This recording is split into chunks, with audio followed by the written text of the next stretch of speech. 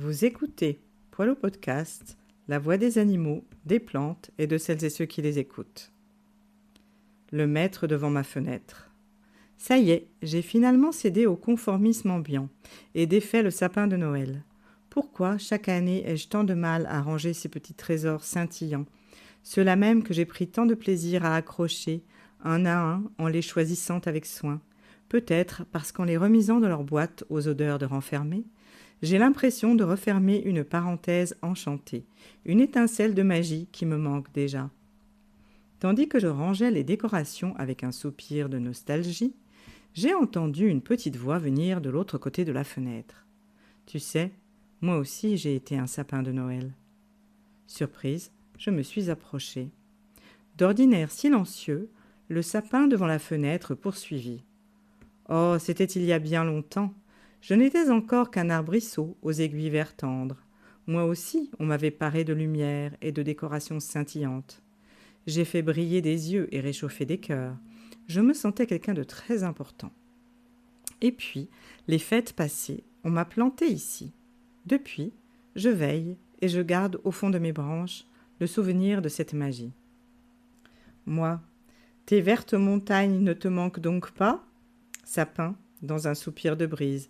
Pas vraiment, ce jardin est paisible, j'y trouve ma place. Nous, les sapins, sommes des arbres humbles. Mais dis-moi, sais-tu d'où vient cette tradition du sapin de Noël ? Moi. Non, pas précisément, j'imagine que c'est une coutume récente. Sapin, avec un léger rire. Pas si récente en réalité, cette tradition plonge ses racines dans les croyances païennes. Dans les temps anciens, bien avant que je ne sois paré de guirlandes, mes cousins étaient vénérés comme des symboles de vie éternelle.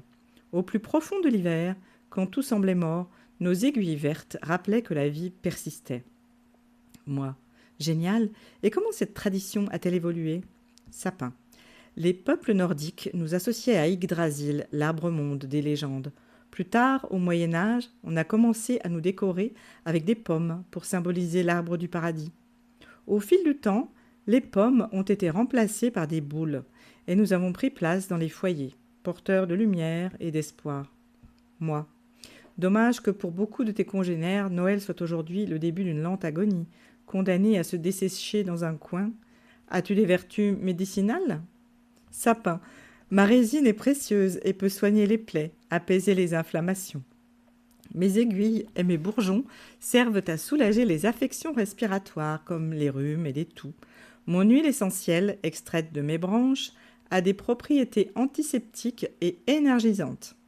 D'ailleurs, tu peux aussi utiliser mes aiguilles pour préparer des infusions et des bains tonifiants. Moi. J'ai toujours cultivé l'idée poétique que chaque rencontre répond à un besoin de l'âme. Crois-tu que ce soit le hasard qui t'a planté devant ma fenêtre ? Sapin, rien n'arrive par hasard, humaine. Je suis ici pour te rappeler la persévérance et la résilience. Je suis la preuve que l'on peut s'acclimater à un milieu qui n'est pas le sien. Au cœur de l'hiver, quand tout paraît figé, nous, les sapins, incarnons l'espoir de la vie sans cesse renouvelée. Le sapin et moi, nous partageons plus qu'un jardin. Il m'a appris à ralentir, à écouter le chuchotement de la vie qui circule dans ses branches.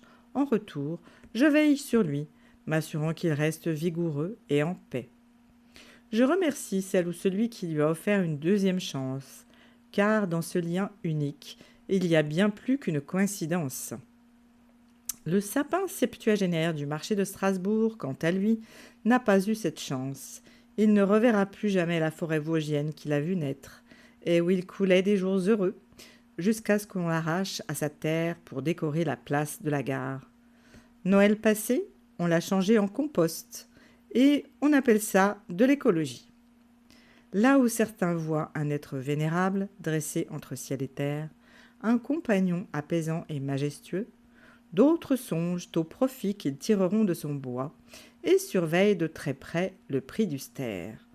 Peut-être est-il temps de décider à quelle espèce nous voulons appartenir ?